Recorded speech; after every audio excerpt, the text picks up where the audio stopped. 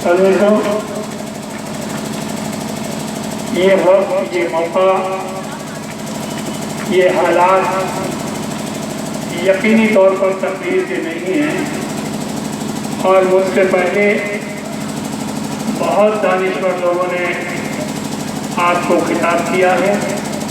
मैं बहुत देर आपके बीच दीवार नहीं बनूंगा चूँकि नमाज का वक्त है और इस एहतजाजी जुलूस को हमें लेकर भी चलना है। डाइस बहुत खूबसूरत है और निंदा का ये तरीका, मजम्मत का ये अंदाज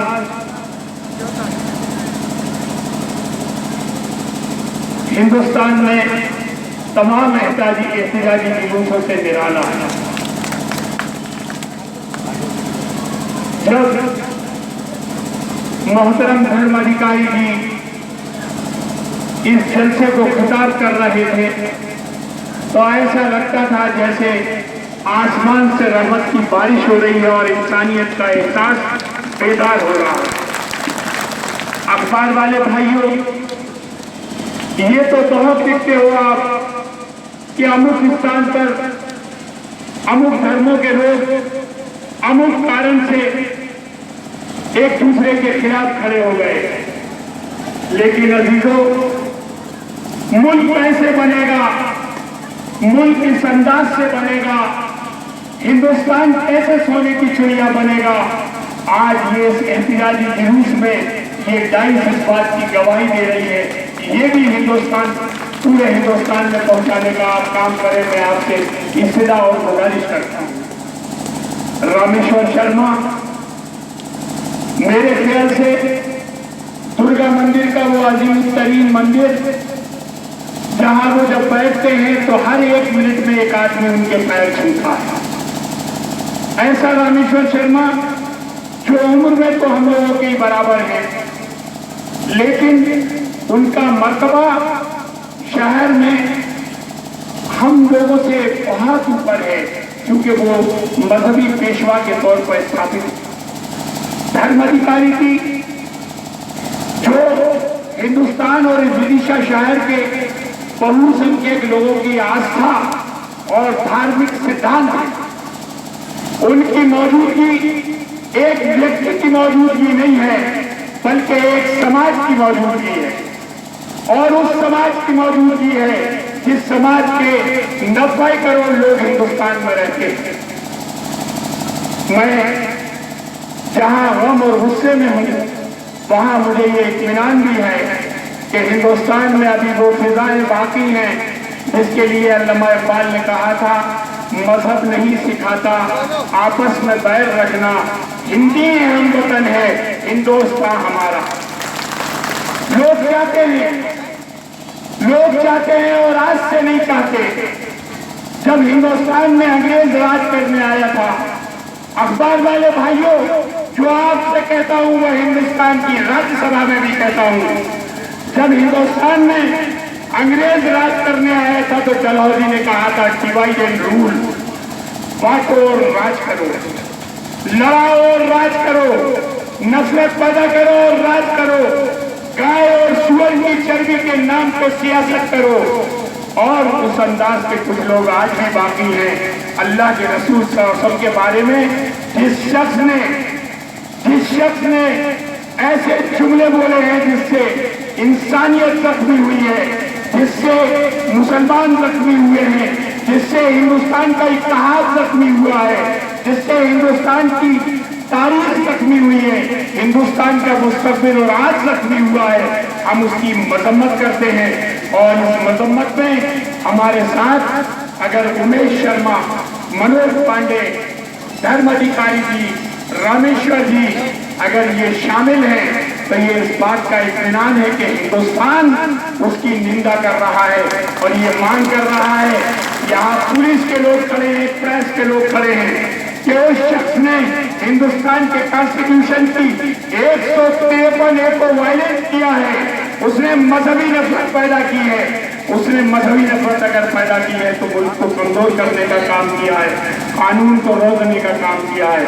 अजीजों, हम कानून पे यकीन रखने वाले लोग, अगर कानून का राज खत्म हो जाएगा तो जंगल राज नहीं हो पाएगा।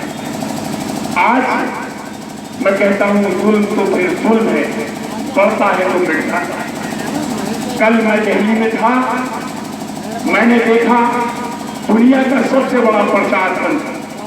अखबार वाले भाइयों, फेसबुक के बगैर अब दुनिया नहीं चल रही है। फेसबुक के बगैर अब इंफॉर्मेशन नहीं आ रही है। फेसबुक के बगैर, फेसबुक अगर किसी के खिलाफ भी लिखती है तो भी उसको फेसबुक के सामने से झुकाना पड़ता है अगर राजनीति के मैदान में जिंदा रहना है। फेसबुक का मालिक हमारे मजहब का नहीं है।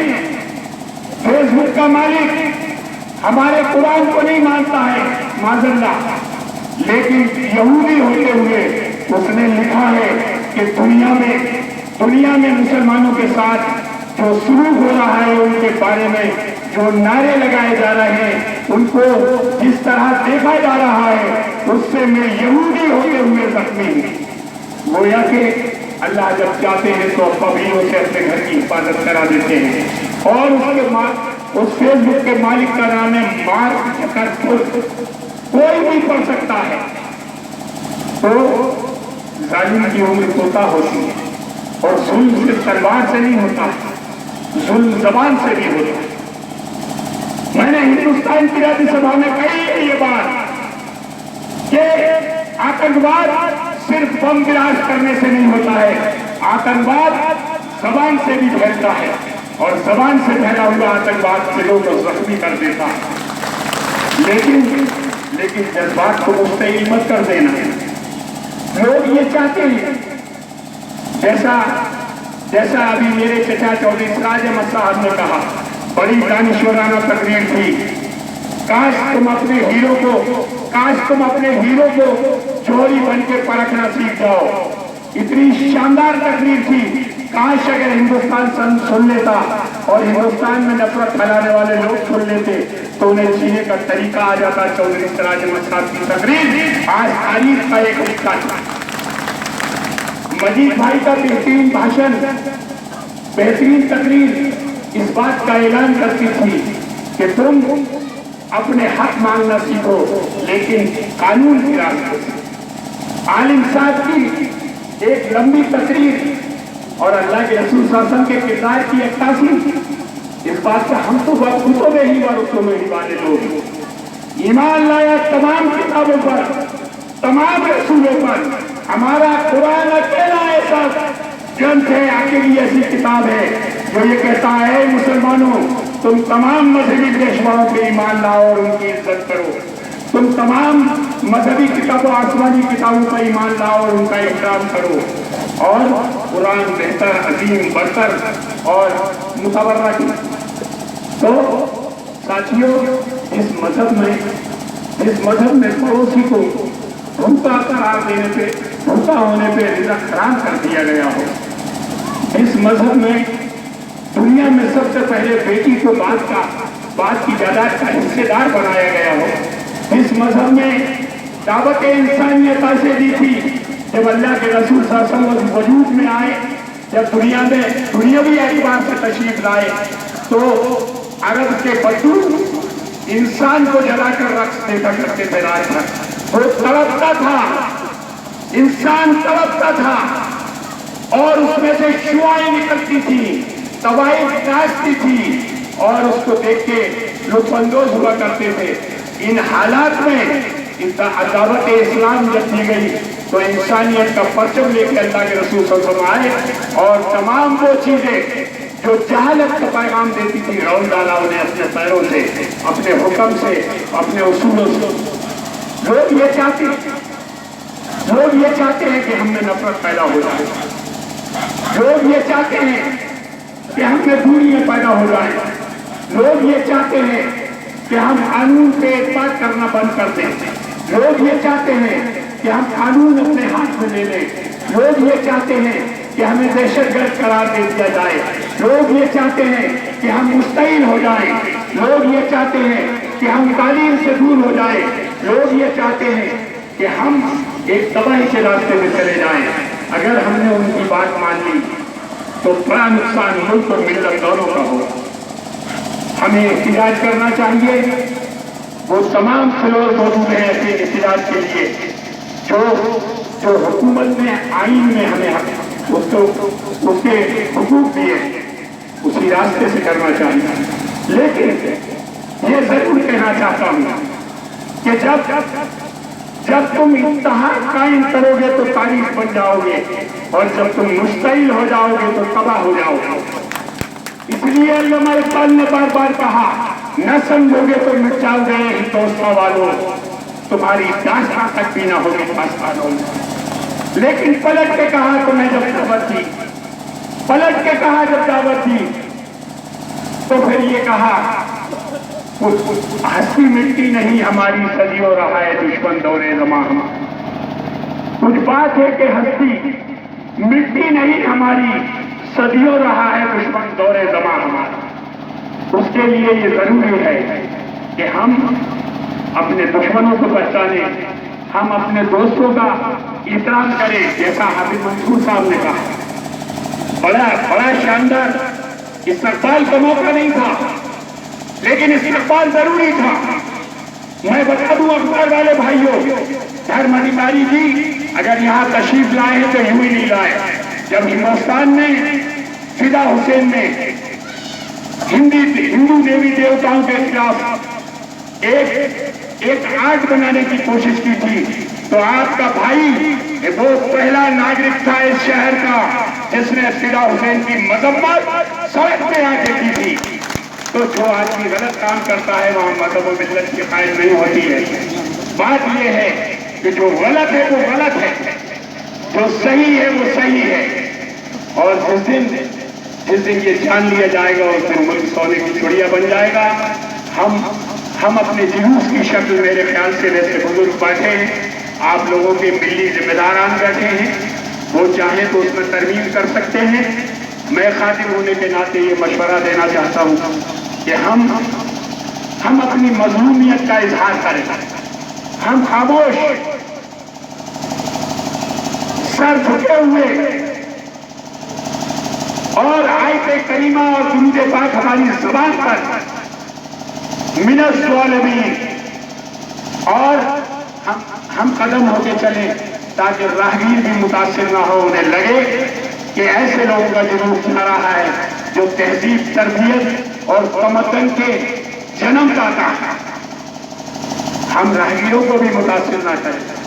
اور میرے چودھری صاحب نے کہا انکل نے کہ جلوس کی قیادت منور سلیم کرے گا۔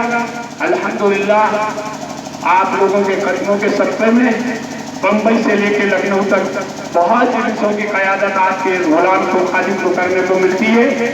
میں مشورہ دیتا ہوں اس جلوس کی قیادت دھرم ادھیکاری بھی کریں گے تاکہ پورے ہندوستان میں میسج جائے کہ صرف مسلمان نہیں، انسان تردید کر رہے ہیں، انسان زندہ کر رہے ہیں اس شخص کی جس نے اللہ کے رسول صلی اللہ علیہ وسلم کے خلاف یا ان کی شان میں گستاخی کی کوشش کی ہے۔ آپ کو میرا یہ مشورہ اگر قبول ہو تو آسمان کی طرف ہاتھ اٹھا کے بتائیے تاکہ یہ لگے کہ میجورٹی نے اس قیادت کو قبول کر لیا۔ الحمدللہ اب اس جلسے کی قیادت ماننیے دھرم ادھیکاری بھی کریں گے اور یہ ہم پہ اخلاقی احسان ہوگا، لیکن ہندوستان کے لیے بہتر اور سنہری تاریخ ہوگی۔